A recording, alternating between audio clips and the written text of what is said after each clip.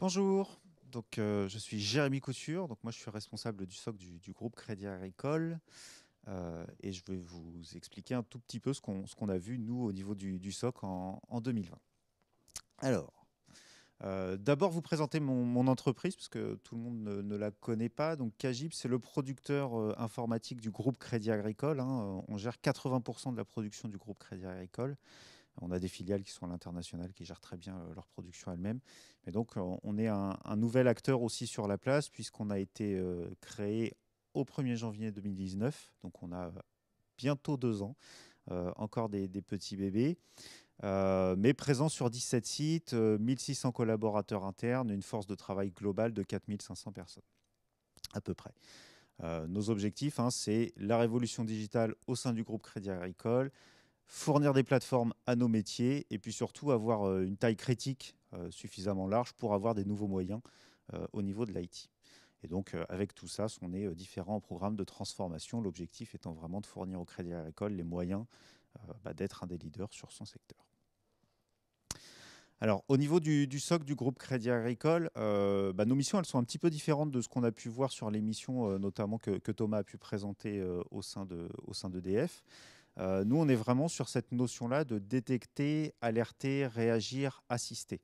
On ne gère pas les flottes d'antivirus, on ne gère pas les proxys, on ne gère pas les équipements de filtrage. On est vraiment là en mode tour de contrôle pour identifier les incidents de sécurité à leur genèse et puis pouvoir y répondre, traiter les crises et puis surtout derrière aussi avoir cette notion de retour d'expérience, d'être une équipe un petit peu en dehors de la production parce qu'on va nous être en mesure aussi de fournir des conseils avec un regard extérieur sans forcément connaître les contraintes du terrain pour justement permettre aux équipes de se poser les bonnes questions. Alors, le métier global d'un SOC, c'est toujours le même, c'est valoriser la donnée. On reçoit énormément de données en entrée et ces données-là, à un moment, il va falloir pouvoir les traiter. Donc là, j'ai mis un petit schéma rapide de comment fonctionne le SIEM. Alors nous, on est sur un SIEM qui fonctionne avec des métas. L'objectif, c'est de récupérer les logs, de ces logs-là, en extraire une substance qui soit suffisamment pertinente qu'on appelle la métadonnée. Et cette métadonnée-là, c'est sur celle-ci qu'on va appliquer nos règles de détection. Donc une fois qu'on applique des règles de détection sur les métas, ça veut dire qu'on est assez agnostique finalement à qui va nous générer le log. Un log d'authentification, je prends régulièrement cet exemple-là, mais un brute force, qu'on se connecte sur un Linux, qu'on se connecte sur un Windows, un routeur Cisco, un firewall Fortinet ou tout ce qu'on veut, un log d'authentification, c'est un log d'authentification. On sait qui s'est connecté, d'où il vient, vers qui il s'est connecté et puis avec quel compte. Et si la connexion, ça a été un échec ou pas. Ou un succès surtout. Et c'est à partir de là qu'on va être en mesure de faire une règle de détection de brute force. Et cette règle de détection de brute force, elle nous permet à nous d'être agnostique sur la techno. Donc on a une règle de brute force qui va couvrir un maximum de technologies. Et c'est ça l'intérêt aussi d'avoir bien travaillé en amont sur son dictionnaire des métas. Et puis une fois qu'on a notre règle de détection qui va popper, c'est le même travail que dans l'ensemble des SOC là pour le coup. Et tout ce qu'ont pu dire Pierre, Hervé et Thomas tout à l'heure, c'est l'humain. À la fin, c'est l'humain qui va lui faire la différence par rapport à une alerte, qui va pouvoir la qualifier, la contextualiser et puis remonter, attention, il y a un impact fort, pas fort et ainsi de suite. Donc ça, c'est la qualité de nos analystes. Alors les challenges du SOC en 2020, ils sont relativement forts. Donc là, je vous ai mis 2 extracts, un de Ponemon sur le temps moyen de réaction suite à l'identification d'une fuite de données en l'occurrence.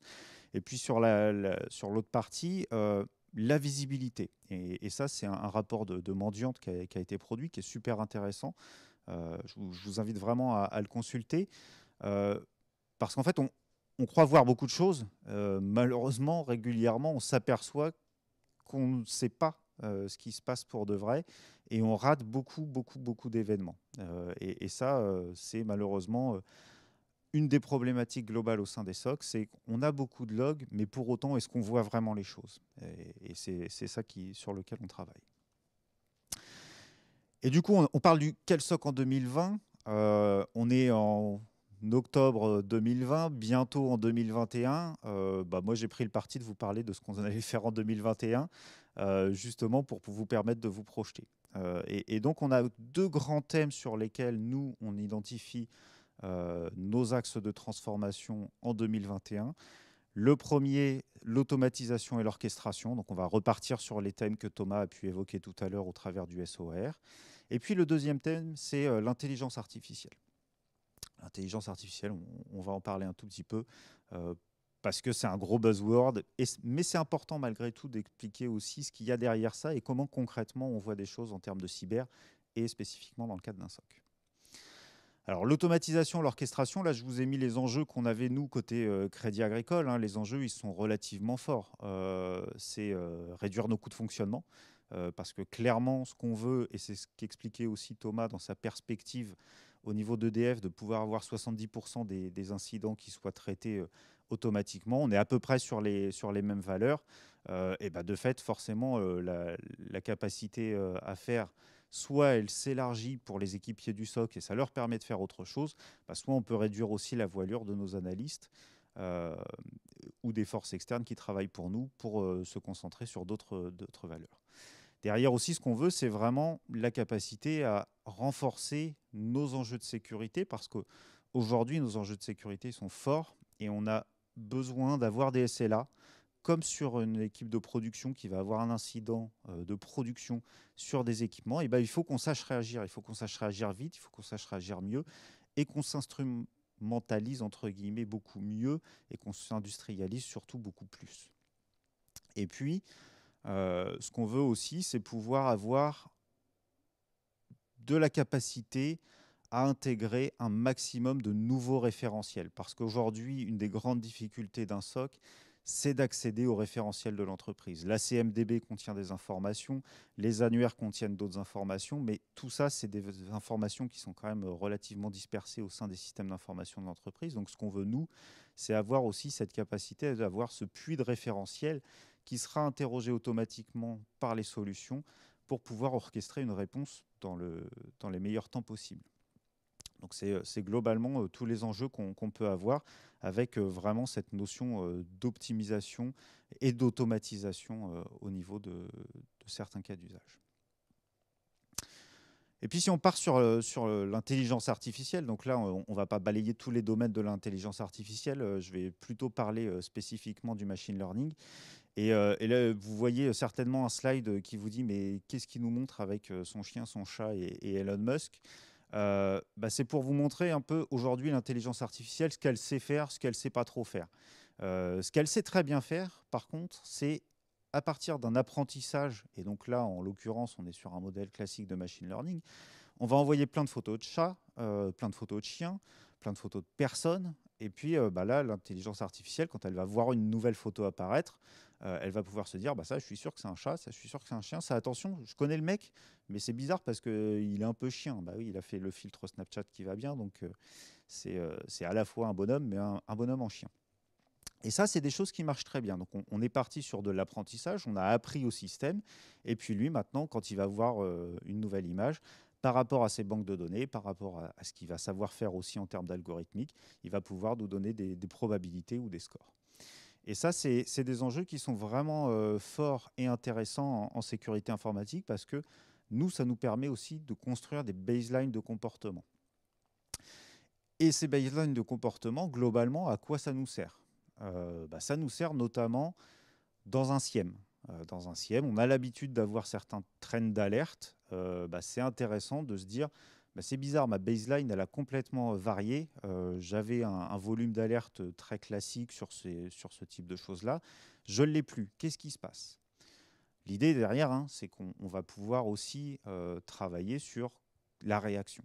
Mais ça, on viendra juste après. Donc là, j'ai quelques exemples sur la partie machine learning en cybersécurité. Le NDR, Network Detection and Response, ça, c'est quelque chose qu'on a testé et vous le verrez un peu après en retour d'expérience. Mais sur nos campus, la capillarité de nos accès utilisateurs, alors ça paraît un peu con les campus aujourd'hui, le 29 octobre 2020, alors qu'on va tous être confinés demain, mais de voir qu'un poste de travail qui est connecté au réseau a une tendance classique de fonctionnement, et que cette tendance d'un seul coup elle change et qu'il se met à faire des scans de port, ça c'est important de pouvoir le remonter et de le remonter rapidement.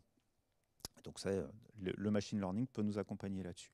Sur la partie DDoS, donc les boîtiers de protection et d'analyse DDoS, eux c'est pareil, ils vont exactement avoir le même mode de fonctionnement et en plus ils vont pouvoir sortir des signatures avec des cercles d'amélioration continue interne pour pouvoir avoir des signatures les plus fines possibles parce que d'un seul coup on va constater que le comportement du client qui vient sur notre site institutionnel, il a complètement changé. Il est en train de faire du scrapping, il est en train de faire plein de choses. C'est comment on se protège de ces gens-là. Donc, on va l'identifier une fois, on va le mettre de côté, on va dire toi, si tu reviens, ça ne va pas être la même, tu ne repasseras pas. Et puis, les prochains qui passent, qu'est-ce qu'ils ont fait de plus, qu'est-ce qu'ils ont fait de différent pour pouvoir mettre à jour nos signatures et puis les affiner. On a exactement la même chose sur le malware. L'objectif, là, sur le malware, c'est notamment tout ce qu'on a en termes d'EDR. C'est on identifie un comportement avec des accès qui sont suspicieux par rapport à ce qu'on a l'habitude de faire. Ça peut être un malware. C'est exactement comme ça que fonctionne un bout de virus total, notamment. Avec le scoring des utilisateurs, on apprend de ce que les utilisateurs nous ont mis, et puis on va pouvoir dire attention, ce truc-là, il est malveillant, pas malveillant, et ainsi de suite. Et puis la dernière partie, c'est l'UEBA, donc User Behavior Analytics. On regarde si un utilisateur, d'un seul coup, il se met à se connecter sur des systèmes auxquels il n'a pas l'habitude d'accéder, s'il commence à faire des élévations de privilèges alors qu'il n'a pas l'habitude de les faire, à quelle heure il se connecte et quels sont les comportements qui ont pu changer chez lui. Alors, au sein du SOC KGIP, on a fait des choses autour de l'intelligence artificielle et c'est un retour d'expérience, je pense, qui est assez intéressant pour vous à avoir par rapport au partage qu'on peut en faire.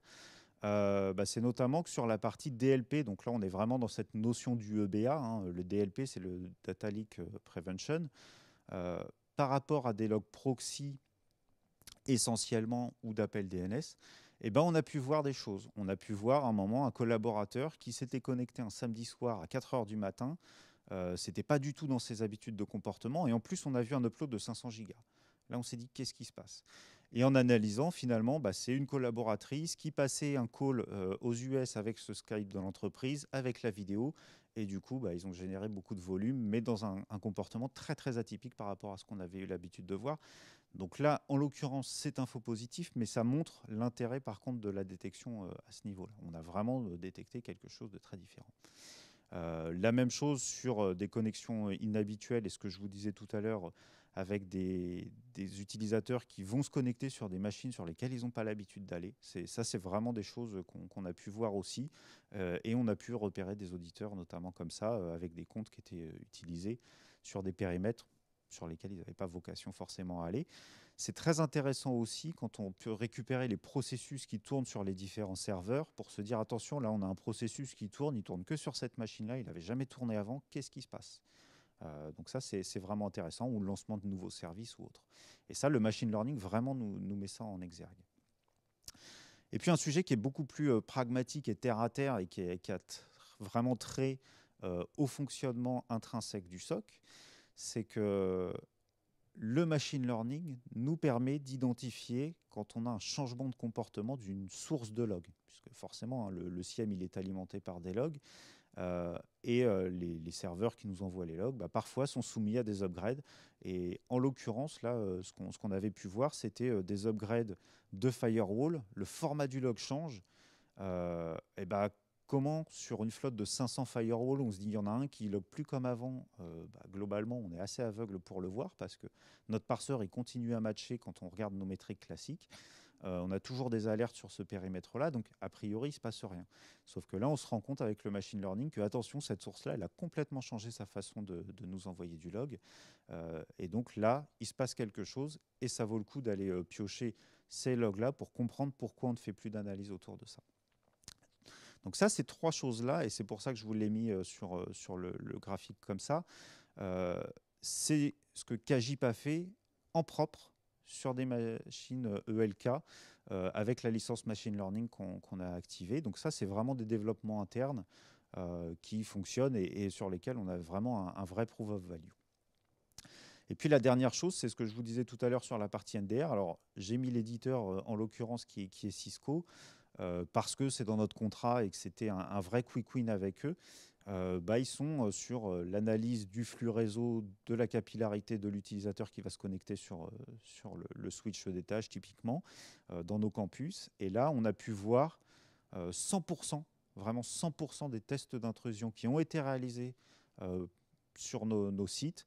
On a pu les voir, alors qu'avec le SIEM, il y en a qui avaient été silencieux, puisque forcément on est dans une notion où on a des seuils et sur lesquels on remonte des alertes. Là, on a pu vraiment passer complètement à côté. Et donc là, le NDR nous a vraiment apporté cette visibilité-là. Alors en image, qu'est-ce que ça donne? Alors je suis désolé parce que je suis un peu loin des écrans, donc j'ai pas de lunettes, mais globalement, c'est différents reporting qui vous permettent aussi de voir la visualisation, puisque généralement, ce qui est reproché aussi à un SIEM et à un SOC au global, c'est d'envoyer une donnée brute sans forcément pouvoir être en mesure de montrer des tendances, en tout cas qui soient lisibles. Donc là, on a complètement travaillé sur des dashboards de visualisation et pour qu'ils ressortent aussi vis-à-vis des analystes des informations pertinentes. En bas à droite pour tout le monde, ce que vous voyez, c'est de l'évasion DNS over HTTP, enfin HTTP over DNS qu'on a pu tester.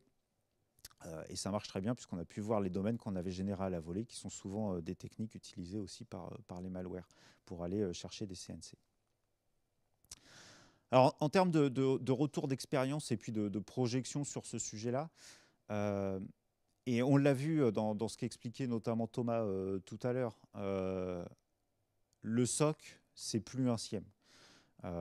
Par contre, le SOC, il doit pouvoir travailler avec un maximum d'outils et il doit pouvoir aussi s'interfacer avec un maximum de choses. C'est là aussi que vient toute la partie SOAR et centralisation de la visualisation. Mais en tout cas, l'intelligence artificielle, de mon point de vue, en tout cas à l'échelle Crédit Agricole, elle ne vient pas remplacer les mécanismes de détection classiques. C'est quelque chose on top qui vient compléter la visualisation globale. Et globalement, la deuxième, c'est un peu la palissade, mais plus on donne des données qualitatives, plus le machine learning va nous sortir des choses intéressantes. Et ça fait écho au troisième point, puisque si on met des algorithmes de machine learning non supervisés, l'objectif derrière, c'est de se dire, voilà les données qu'on te fait ingérer, maintenant montre-moi ce que tu sais en sortir. C'est vraiment là pour le coup, on est un peu dans la formule magique, mais c'est comme ça que marchent les algorithmes non supervisés, c'est qu'on va leur donner plein de matière à ingérer, et eux, ils vont pouvoir nous donner des tendances, des formes, des choses qui sont vraiment différentes. Et c'est là qu'on peut détecter des choses qu'on n'avait pas l'habitude de voir. Et vraiment, cette notion-là, du parseur, je reviens dessus, mais du parseur qui ne matche pas sur un firewall alors qu'on a 500 autres qui marchent très bien et qui sont de la même marque, ça nous permet d'identifier qu'il y a un pilote d'un upgrade qui va changer le format des logs et il faut absolument qu'on soit en proactif là-dessus. Et ce qu'on a vu à notre échelle, et c'est pour ça que je le précise et que je le redis et que je vais réinciter dessus à l'oral, mais à notre échelle, pour l'instant, par rapport aux outils du marché qu'on a pu voir sur des solutions de machine learning qui nous présentent plein de scénarios out of the box, elles ne nous ont pas convaincus jusque-là et on a trouvé ça beaucoup plus pertinent de développer nous-mêmes nos propres algorithmes, à la fois supervisés et non supervisés, pour pouvoir aller chercher des choses. Et vraiment, ça, c'est le message que je peux vous faire passer, c'est ça prend du temps, ça prend de la compétence, mais essayez par rapport à un acteur du marché parce que vous verrez peut-être des choses que eux ne savent même pas faire parce qu'ils ne savent même pas ce qu'il faut regarder. Et souvent, dans ces solutions-là, il faut aussi pouvoir s'adapter à leurs besoins d'architecture, alors que nous, on a tous des architectures propres, donc forcément, ils apprennent. Mais si on n'est pas aligné comme il faut au niveau de l'Active Directory par rapport au serveur de rebond et ainsi de suite, là, on va pouvoir noter des différences. Dans les suites qu'on peut avoir, c'est ça qui va être intéressant aussi, c'est que si on a l'habitude le lundi matin d'onboarder des nouvelles ressources dans un centre de service et que ça génère des alertes techniques parce qu'on a un nouvel identifiant qui se connecte à un système un peu critique, c'est intéressant que ça, les analystes, ils arrêtent de perdre du temps à récupérer l'information, faire une demande de levée de doute, récupérer la confirmation, alimenter une whitelist. Si on sait que c'est tous les lundis matins à la même heure, dans la même équipe, qu'il se passe quelque chose, ça vaut peut-être le coup d'aller regarder malgré tout si le machine learning ne peut pas nous alimenter là-dessus. Et puis derrière, au niveau de la réponse à incident, c'est aussi pouvoir se dire On a de l'apprentissage automatique. On va pouvoir avoir des cas d'usage identifiés. La façon dont on va y répondre, elle peut rentrer dans une notion de machine learning. Et là, si ce comportement-là se reproduit, ça va être intéressant de se dire 90% du temps, on a fait ça. Ça vaut peut-être le coup que sur les 10% restants, la machine, automatiquement, elle le fasse aussi. Donc en conclusion, au niveau du SOC de KGIP, l'intelligence artificielle, qu'est-ce qu'elle nous a permis de voir? D'ouvrir des incidents basés sur de l'anomalie et plus sur du défaut de comportement ou du défaut de seuil ou du dépassement de seuil. C'est vraiment de l'identifier de l'anomalie. D'améliorer franchement la façon dont on présente des événements de sécurité. Par contre, et ça fait... C'est le dernier point, mais il faut que l'analyste comprenne ce qu'il va recevoir par l'intelligence artificielle. Il faut que l'analyste soit en mesure de bien interpréter l'information qui va rentrer, ou en tout cas qui va lui remonter surtout, pour pouvoir se dire, OK, j'ai eu cette détection-là, voilà ce qu'elle va me permettre de voir, et c'est là où tout l'intérêt de l'humain et tout l'investissement qu'on fait sur l'humain est important, parce que c'est lui qui va pouvoir exploiter les résultats du système.